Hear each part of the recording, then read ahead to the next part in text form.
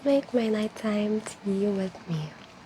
This has been my go-to whenever I feel like I'm coming down with something. So 2 days ago, I woke up with a scratchy throat and runny nose, so I went back to my usual ginger tea. I just take a small piece of ginger, peel it and grate it.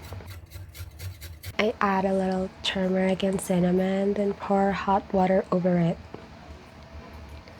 You can also use a tea bag if you prefer, but I like doing it fresh like this. So by the next day, I was already feeling a bit better, and today it's much lighter, still a little cough, but nothing too heavy anymore.